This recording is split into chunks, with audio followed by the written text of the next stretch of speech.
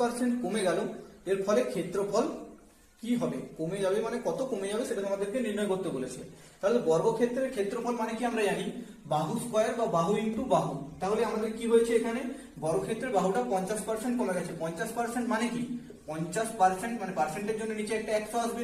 এরপর দেখো কাটাকুটি যদি করি, শূন্য শূন্য কাটলাম, 5 1 5, 5 2 10, অর্থাৎ আগে ছিল 2, এখন কমে হয়েছে কত 1। তাহলে 1 কমে গেলে এখানে কত হবে, 2 থেকে 1 কমে গেলে 1 হয়ে গেল। এটা দেখো একটা বাহু, এটা যদি a করি আরেকটা a, মানে a স্কয়ার সমান ক্ষেত্রফল পাই আমরা।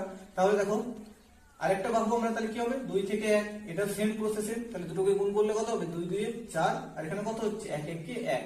তাহলে দেখো পরিবর্তন কত হয়েছে, এখানে আমাদের কত কমেছে 3 কমেছে, এবং আগে কত ছিল 4।